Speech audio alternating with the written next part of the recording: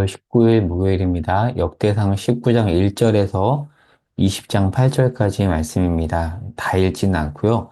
20장 1절에서 6절까지만 읽고 19장 20장 내용 나누도록 하겠습니다. 본문 읽습니다.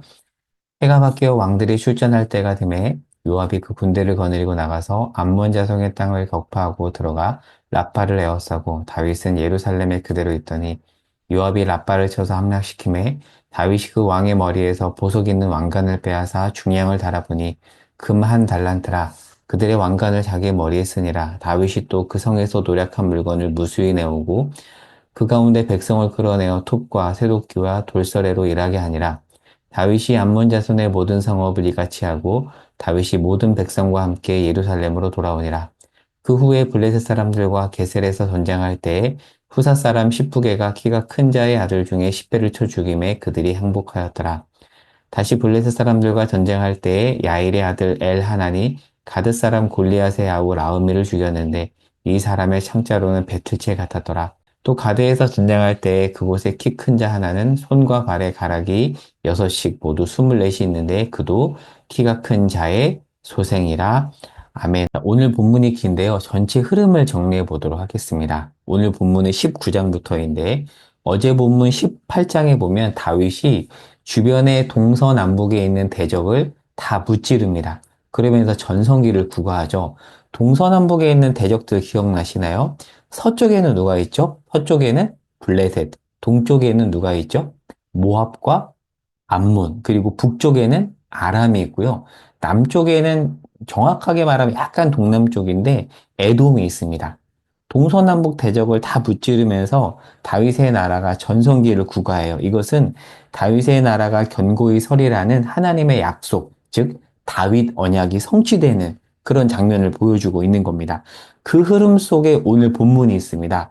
오늘 본문 19장에 보면 아람과 암몬을 무찌른 이야기가 나와요. 자, 19장 초반에 보면 암몬 왕 나하스가 죽고 아들이 왕이 되는 정권 교체기에 다윗이 암몬과 평화적으로 관계를 맺고자 했지만 암몬이 다윗의 선의를 악의로 갚고 결국 전쟁이 촉발이 됩니다. 이에 북쪽에 있던 아람이 암몬을 도우러 오지만 다윗 왕국과 싸움이 되지 않습니다. 이 전쟁으로 다윗은 승리해요. 그리고 이후에 20장으로 넘어오면 20장 1절을 볼까요? 해가 바뀝니다. 왕들이 출전할 때가 되매 요압이 그 군대를 거느리고 나가서 암몬 자손의 땅을 격파하고 들어가 라빠를 에워싸고 다윗은 예루살렘에 그대로 있더니 요압이 라빠를 쳐서 함락시키고. 라빠는 암몬의 수도입니다. 다윗의 군대 장관인 요압이 이 암몬의 이 땅을 격파시켜요. 라빠도 에워싸고. 그런데 이때 다윗은 어디 있다고 돼 있죠? 예루살렘에 그대로 있습니다. 이게 다윗은 가만히 있는데 군대 장관 요압이 나서서 다윗의 나라가 승리해요. 그리고 6절 이후에 보면 블레셋에 있었던 장수, 특별히 골리앗의 동생이 나옵니다. 엄청나게 등치가 컸다라고 묘사하는데 그 블레셋 장수까지 다 격파를 해요. 자, 그런데 여기서 성경에 대한 이해가 빠른 분들은 라는 반응을 할 수 있습니다. 혹시 이 내용을 보고 뭐지라고 생각한 사람 혹시 오늘 설교 듣는 사람 중에 계신가요? 사무엘 하 10장으로 가보겠습니다. 같은 내용을 담은 사무엘 하 10장에 가면 다윗이 암몬과 싸워서 승리하는 내용이 나오고요. 그리고 사무엘 하 11장 1절에 가면 오늘 우리가 읽은 역대상 20장 1절의 내용이 그대로 반복이 됩니다. 역대상 20장 1절과 사무엘 하 11장 1절의 내용은 똑같아요. 다윗이 지금 승승장구하고 있어요. 그런데 사무엘 하 11장 1절 이후 2절부터 보면 사무엘서 기자는 다윗이 밧세바를 범한 사건을 기술을 하는데, 그러나 역대기 기자는 다윗이 밧세바를 범한 사건을 의도적으로 생략합니다. 왜 그럴까요? 혹자는 이것 때문에 역대기는 어용 역사학자가 쓴 책이다 뭐 이런 식으로 비하하는 경우도 있는데 그렇지 않습니다. 역대상 초반 설교 때 제가 언급을 했는데요. 열왕기서와 사무엘서는 선지자를 통해 주어진 하나님의 말씀을 듣지 않고 결국 BC 586년에 남유다가 바벨론에서 무너지잖아요. 그래서 바벨론 포로로 잡혀간 이들에게 너희들 돌이켜야 된다. 라는 메시지를 주는 책이 사무엘서와 열왕기서예요. 그래서 열왕기서는 매맞으며 듣는 반성문이라면 역대기는 훗날 BC 538년에 페르시아가 포로 귀환령을 내려서 70년 만에 남유다 백성들이 고국으로 돌아옵니다. 그런데 돌아와서 보니 현실은 요원해 보이는 거죠. 성전도 무너지고 성벽도 회파되고 대적들이 공격을 하고 모든 것이 무너진 상황 속에서 이들은 회개하면서 돌아왔어요. 이미 회개했습니다. 열왕기서를 읽으면서 회개했고 돌아왔는데 현실은 변한 게 없어요. 그들에게 주어진 회복과 사랑을 담은 책이 역대기예요. 그러니까 역대기 총중에게는 은혜와 소망을 줘야 됐기 때문에 일부러 다윗의 밧세바 사건을 생략한 겁니다. 그 역대기 기자는 이미 다윗이 회개하고 용서를 받고 회복되었음을 전제합니다.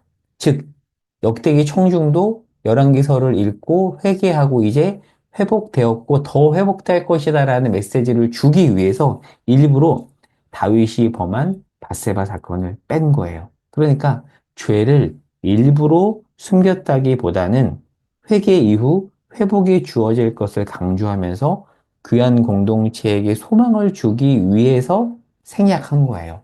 이 맥락을 이해해야 됩니다. 자, 그러면 오늘 말씀을 정리해 보겠습니다.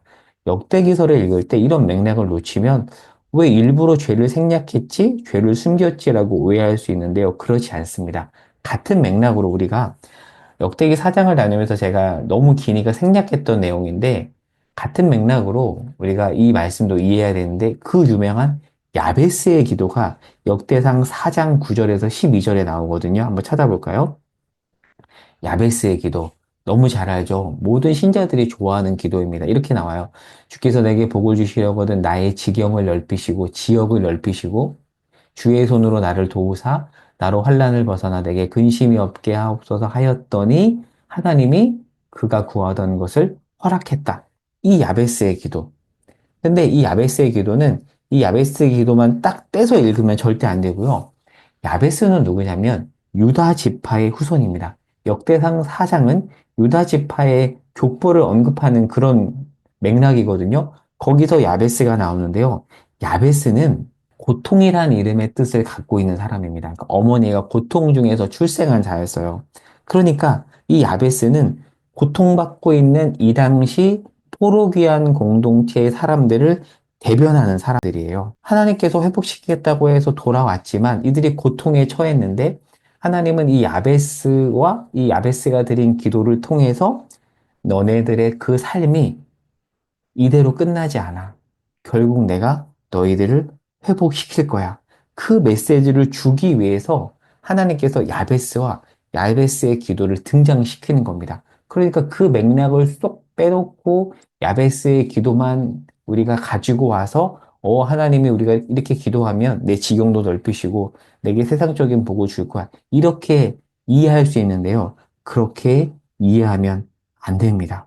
다시 한번 얘기해 볼게요. 지금 남유다 백성들이 70년 만에 고국으로 돌아왔어요. 꿈에 그리던 땅에 돌아왔지만 성전도 회파되고 성벽도 다 무너져 있고 대적들이 공격하고 있고 가난한 삶을 살고 있어서 자포자기하고 있었습니다. 이때 고통이란 이름의 뜻의 야베스가 기도하였고 그 기도에 하나님이 응답하셨죠. 그것을 통해서 지금 하나님께서는 남유다 백성들에게 위로와 소망의 메시지를 주는 겁니다. 너희가 지금 고통이란 이름의 뜻의 야베스 같지만 내가 너희에게 참 회복을 줄 거야. 그 메시지가 야베스의 기도 안에 담겨 있어요. 예전에 야베스의 기도라는 책이 불티나게 팔렸습니다. 이 책을 쓴 사람이 브루스 윌킨슨이라는 사람인데요. 이 사람도 안타깝지만 야베스의 기도를 이런 맥락에서 이해하지 않았어요. 그래서 이 책을 쓰고 나서 돈을 많이 벌었겠죠. 그리고 아프리카 사역을 시작을 했는데요. 그가 바랬던 것은 이 기도대로 아프리카로 자기의 사역의 지경이 확장될 것으로 생각을 했는데 실패했다고 합니다. 왜요? 야베스의 기도는 그렇게 세상적인 지경의 확장을 의미하는 것이 아니기 때문입니다. 오늘 말씀을 맺겠습니다. 역대기는 회복과 소망의 책입니다. 우리 삶의 자리가 야베스 같은 고통의 자리일지 모르겠습니다. 그때 우리가 야베스의 기도에 담긴 그 기도를 드릴 수 있어요. 그때 하나님이 주시는 회복은 세상적인 회복이 아닙니다. 하나님 관점에서 주시는 회복입니다. 우리가 이제 더 역대상을 더 묵상하고 그리고 하반기에 또 역대하를 볼 텐데요. 역대상 하를 읽고 묵상하면서 고통과 환란을 하나님이 준비하신 그 복, 하나님이 예비하신 그 복으로 바꾸시는 그 하나님의 일하심을 경험하고 확인할 수 있기를 바랍니다. 야베스의 기도를 제대로 이해하자. 그리고 역대기를 이해할 때 맥락이 중요하다. 그것을 강조하면서 오늘 말씀을 맺겠습니다. 하나님 우리에게 회복과 소망을 주시는 분이십니다. 우리의 고통이 변하여 소망이 될 것입니다. 그래서 약속하신 그 약속을 붙잡고 오늘도 믿음으로 나아가오니 우리와 함께하여 주시옵소서. 예수님의 이름으로 기도합니다. 아멘.